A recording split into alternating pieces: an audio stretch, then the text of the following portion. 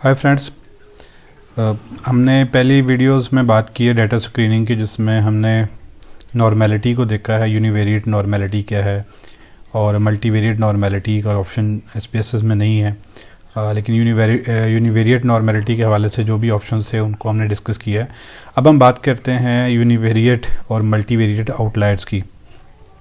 तो आउटलायर्स क्या होते हैं?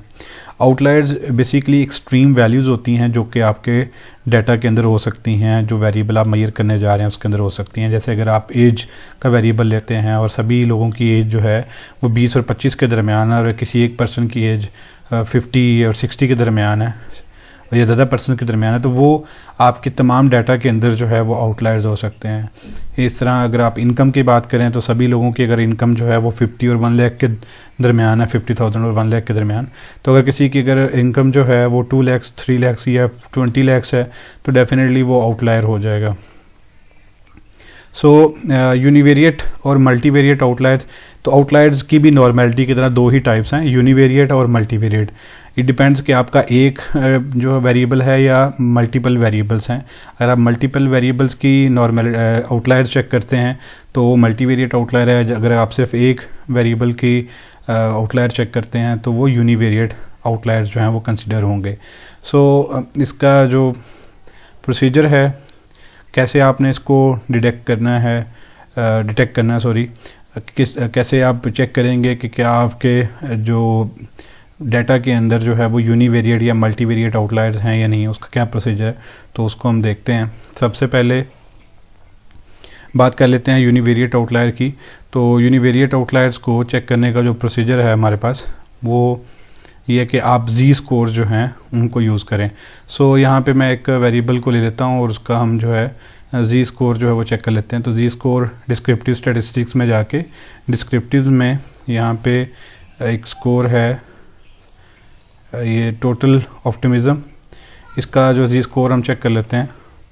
सो जैसे ही आप यहाँ पे दोबारा से नॉर्मेलिटी डिस्क्रिप्टिव स्टैटिस्टिक्स, इसमें यहाँ पे डिस्क्रिप्टिव में जाके आपने सेव स्टैंडर्डाइज्ड वैल्यूज़ को जो है वो क्लिक करना है, और इसको ये अनक्लिक होता है। अगर आप क्लिक करेंगे तो यहाँ पे आपके पास जो है वो एक नया, अगर आप अपने डाटा व्यू में देखेंगे तो यहाँ पे नया एक वेरिएबल जो है वो क्रिएट हो चुका होगा जो कि जी स्कोर का है। सो ये जी स्कोर जो हैं वो दो शो हो रहे हैं हमारे पास जो है। सो इसको मैंने यहाँ से हम देख सकते हैं, इसको आपने सिंपली विजुलाइज कर सकते हैं। वो स्कोर्स जो हैं यहाँ पे जी स्कोर जो 3 से अबव होंगे, ±3 से ज़्यादा होंगे, यानी अगर 3 से ज़्यादा है या -3 से कम है तो दोनों केसेस के अंदर जो है वो आउटलायर्स जो हैं वो हो सकते हैं, और ये सारे यूनिवेरिएट आउटलायर्स होंगे। इसको चेक करने का जो प्रोसीजर है वो एक तो इसी तरह आप विजुलाइज कर सकते हैं इसको जो है, या दूसरा प्रोसीजर जो है जो प्रोफेसर एंडी फील्ड ने अपनी बुक में लिखा है वो ये है कि आप सबसे पहले इन स्कोर्स को, जो ये जी स्कोर्स हैं, इनको आप कन्वर्ट करें एब्सोल्यूट वैल्यू के अंदर, जिसमें प्लस माइनस आप इसका एंड कर दें। तो यहाँ पे जी स्कोर मैं क्रिएट कर रहा हूँ ऑप्टिमिज्म का, और इसमें हम इसको जो है वैल्यू को यूज़ कर रहे हैं, और ये वैल्यू जो है मैंने यहाँ पे एक फार्मूला है ABS, इसको यूज़ करूँगा मैं। ये स्कोर इसमें प्लेस कर दिया। इसको जैसे ही मैं ओके करूँगा तो मेरे पास यहाँ पे एक नया स्कोर जनरेट होगा। ये स्कोर जनरेट हो चुका है। अब ये प्लस माइनस साइन एंड हो चुका है, और फिर मैं इसके बाद ट्रांसफॉर्म में जाऊँगा। ट्रांसफॉर्म में जाने के बाद यहाँ पे रिकॉर्ड इनटू डिफरेंट वैल्यूज़ करूँगा, और यहाँ पे मैं बेसिकली फ्रीक्वेंसी जानना चाह रहा हूँ कि ये जो स्कोर आया है इसकी डिफरेंट स्कोर्स की क्या फ्रीक्वेंसी है। ये ऑलरेडी हमने जो है किया हुआ है, इसको मैं एंड कर रहा हूँ, रिमूव कर देता हूँ। यहाँ पे इसका प्रोसीजर ये होगा कि आप सबसे पहले 3.29, ये इससे हाईएस्ट जो वैल्यूज़ होंगी उसको हम ये कह रहे हैं कि सिस्टम जो है वो वैल्यूज़ जो है वो 4 असाइन कर दे, और जो वैल्यूज़ जो हैं 2.58 के से अबव हैं उनको जो है वो असाइन कर दी जाए 3, और जो वैल्यूज़ हमारे पास जो हैं अगर 1.96 से अबव हैं उनको 2 असाइन कर दिया जाए, और अगर कोई वैल्यू 1.95 से जो है इसके लिए हम रेंज ये वाली यूज़ करेंगे। 1.95 से लेस है तो उसको जो है 1 असाइन कर दिया जाए।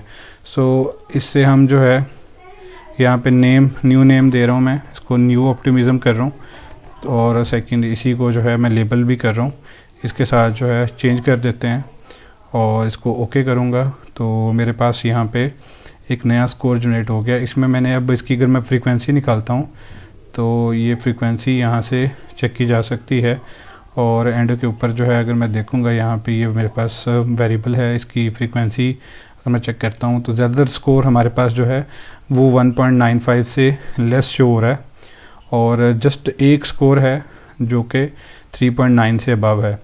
ये 4 में जो फ्रीक्वेंसी आ रही है वो जस्ट 1 है, उसकी परसेंटेज भी 0.2 है। तो इसको या फिर आप यहाँ से असेंडिंग और डिसेंडिंग में भी चेक कर सकते हैं। अगर डिसेंडिंग में करें तो जस्ट एक जो है वो 3.29 से अबव जो है वो जी स्कोर शो हो रहा है। सिमिलरली हम इसी जी स्कोर को भी इसी तरह डिसेंडिंग ऑर्डर में करके या असेंडिंग में करके चेक कर सकते हैं कि हमारे पास जो है कोई स्कोर जो है वो एक्सट्रीम वैल्यूज़ के ऊपर तो नहीं है, जैसे ये कुछ -3.41 है, ये 3.18 है, तो ये स्कोर जो हैं हमें गाइड कर सकते हैं कि कोई हमारी जो 3.29 की वैल्यू है उससे कोई एक्सट्रीम पे तो नहीं जा रहा। तो एंडी फीड अपनी बुक में लिखते हैं कि if we ignore whether the Z score is positive और negative, then in a normal distribution we would expect about 5% to be greater than 1.95. We often use 2 for convenience. 1% to have absolute values greater than 2.58 and none to be greater than about 3.29. तो हमारे पास यहाँ पे एक ही variable जो है वो show हो रहा है कि वो 3.29 से अबव है। इस वेरिएबल के बारे में हम डिसाइड कर सकते हैं एज़ पर आवर रिसर्च के इसको हमें इसको रखना चाहिए या हमें इसको डिलीट कर देना चाहिए। सो ये यूनिवेरिएट आउटलायर्स को आइडेंटिफाई करने का अपने डाटा के अंदर जो है ये प्रोसीजर है कि आप जी स्कोर्स को यूज़ करें। अब अगर हम बात करते हैं कि अगर आप ये चेक करना चाहते हैं कि आपके स्कोर में मल्टीवेरिएट आउटलायर्स हैं नहीं, सेकंड इसमें यूनिवेरिएट आउटलायर को चेक करने का जो एक और पैमाना है वो ये है कि आप यहाँ पे ये जो शो हो रहे हैं पीपी प्लॉट्स जो हैं इनको यूज़ कर सकते हैं, या डिस्क्रिप्टिव में हमारे पास जो यहाँ पे जो हमने पहले ड्रॉ किया था डिस्क्रिप्टिव के अंदर एक्सप्लोर जो है ये टोटल ऑप्टिमिज्म का स्कोर है। यहाँ प्लॉट्स में हमारे पास स्टैटिस्टिक्स में ये आउटलायर आ रहे होते हैं, अगर हम इसके ऊपर क्लिक करें तो ये भी हमें बता देगा कि हमारे पास ये एक्सट्रीम केसेस कौन से हैं, तो इससे भी हम चेक कर सकते हैं। एनालाइज में जाके डिस्क्रिप्टिव स्टैटिस्टिक्स एक्सप्लोर, और इसमें हम जो है स्टैटिस्टिक्स के अंदर आउटलायर्स को क्लिक करेंगे तो ये भी हमें यूनिवेरिएट आउटलायर्स बता सकता है। और इसके अलावा यहाँ पे हमारे पास बॉक्स प्लॉट है, बॉक्स प्लॉट भी एक ऑप्शन है यूनिवेरिएट को आइडेंटिफाई करने का, जैसे ये 1 और 2 बता रहा है कि ये प्रॉब्लमेटिक हो सकते हैं, आउटलायर्स हैं डाटा के अंदर जो है। तो ओवरऑल अगर हम देखें तो हमारे पास यूनिवेरिएट आउटलायर के लिए जी स्कोर है, या हम बॉक्स प्लॉट यूज़ कर सकते हैं, या हम बाकी जो डायग्राम्स हैं पीपी प्लॉट्स हैं उनको चेक कर सकते हैं। अगर आपने पीपी प्लॉट बनाया हुआ है, जैसे ये क्यूक्यू प्लॉट है, और आप ये देखना चाहते हैं कितने स्कोर डेविएट कर रहे हैं, तो इसके लिए डबल क्लिक आप इसके ऊपर करें और यहाँ पे एलिमेंट्स में शो डाटा लेबल्स जो हैं, तो इससे आप पे क्लिक करेंगे तो ये आपको बता देगा कौन कौन सी वैल्यूज़ जो हैं वो अवे जा रही हैं। तो ये 10-8 रिस्पोंडेंट जो हैं इनकी कुछ वैल्यूज़ जो हैं वो अबव जा रही हैं, तो ये यूनिवेरिएट को चेक करने का प्रोसीजर है। अब अगर हम बात करते हैं मल्टीवेरिएट आउटलायर्स की, तो मल्टीवेरिएट आउटलायर्स को हम चेक कर सकते हैं SPSS में। उसके लिए महानालोबिस डिस्टेंस, ये पर्सन हैं इंडियन जो हैं प्रशांत चंद्रा महानालोबिस नेम है उनका, और उन्होंने ये महानालोबिस डिस्टेंस जो है इंट्रोड्यूस करवाया था मल्टीवेरिएट आउटलायर को चेक करने के लिए। तो इसको भी हम चेक कर लेते हैं कि ये एक्चुअली है क्या। अगर हम now we need some way to measure distance from the mean, because these scores are distance from the mean but the means of the means. So हम अब मीन्स का जो डिस्टेंस है उसको चेक करने के लिए महानालोबिस डिस्टेंस जो है वो यूज़ करते हैं। तो इसके लिए जो प्रोसीजर है वो मल्टीवेरिएट आउटलायर को चेक करने का, अगर आप रिग्रेशन या मनोवा परफॉर्म कर रहे हैं, मल्टीपल रिग्रेशन या मनोवा, उसमें आपको ये अजम्पशन भी चेक करना पड़ती है।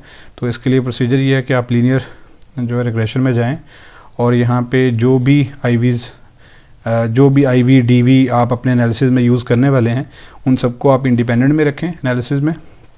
जैसे यहाँ पे मैंने 2 वेरिएबल्स को रख दिया, नेगेटिव इफेक्ट और लाइफ सेटिस्फेक्शन। DV में आप कोई भी रैंडम वेरिएबल रख सकते हैं। यहाँ पे मैंने ID जो है का जो एक वेरिएबल तो नहीं है, ये जस्ट नेम्स IDs हैं कि कितने रिस्पॉन्डर्स हैं हमें डाटा दिया है, तो उसको मैंने डिपेंडेंट में प्लेस कर दिया है। सेव के ऑप्शन में जाके यहाँ पे 2 ऑप्शन आते हैं, महालनोबिस और कुक, इनके ऊपर टिक नहीं होगा, दोनों के ऊपर टिक कर दें, इसको कंटिन्यू कर दें और इसको ओके कर दें। कुक डिस्टेंस भी जो है वो यूज़ होता है, महालनोबिस डिस्टेंस भी यूज़ करते हैं। जो मोस्ट कंजर्वेटिव अप्रोच है वो कुक डिस्टेंस है और उसके बाद महालनोबिस डिस्टेंस भी जो है वो यूज़ की जाती है। तो यहाँ पे आपको कुक डिस्टेंस की मिनिमम और मैक्सिमम वैल्यूज़ जो होंगी वो कुक का जो यहाँ पे कट ऑफ वैल्यू होती है वो कोई भी वैल्यू जो है ग्रेटर देन 1 नहीं होनी चाहिए। तो ये सारी विद इन रेंज आ रही हैं। महालनोबिस डिस्टेंस के लिए जो है ये डिफरेंट इसमें फार्मूलाज होते हैं, यानी chi स्क्वायर की वैल्यू के अगेंस्ट हमने महालनोबिस डिस्टेंस चेक करना होता है। अगर आप जूली पेलेंट की बुक रीड आउट करेंगे तो उसमें उन्होंने इसकी कट ऑफ वैल्यूज़ जो हैं वो मेंशन की हुई हैं। एक टेबल है, ये वाला टेबल, इसमें अगर आपके वेरिएबल्स जो हैं वो 2 हैं तो क्रिटिकल वैल्यू आपकी 13.82 हो सकती है। अगर आपके जो वेरिएबल हैं वो 3 हैं जिनके ऊपर आपने महालनोबिस डिस्टेंस चेक की है तो आपकी जो कट ऑफ वैल्यू है वो 16 है, 4 पे 18 हो सकती है, 5 पे 20 है, 6 पे 22 है। तो हमारे स्कोर जो हैं वो मैक्सिमम जो क्रिटिकल वैल्यू हमारे लिए 13.82 है। यहाँ पे अगर हम चेक करें तो हमारे पास महालनोबिस डिस्टेंस में मैक्सिमम वैल्यू 11.38 शो हो रही है। सो हमारे डाटा में जो है मल्टीवेरिएट आउटलायर्स जो हैं वो नहीं हैं। यहाँ पे भी जब आप वेरिएबल व्यू में देखते हैं तो यहाँ पे 2 नए न्यू वेरिएबल्स जो हैं वो क्रिएट हो चुके हैं और डाटा व्यू में भी अगर आप आगे देखें तो यहाँ पे महालनोबिस डिस्टेंस को आप असेंडिंग और डिसेंडिंग में देख सकते हैं। तो यहाँ पे भी मैक्सिमम वैल्यूज़ जो हैं ये शो हो रही हैं। एक और भी प्रोसीजर है महालनोबिस डिस्टेंस की को P वैल्यू में भी कन्वर्ट किया जा सकता है, उसके थ्रू भी आप चेक कर सकते हैं।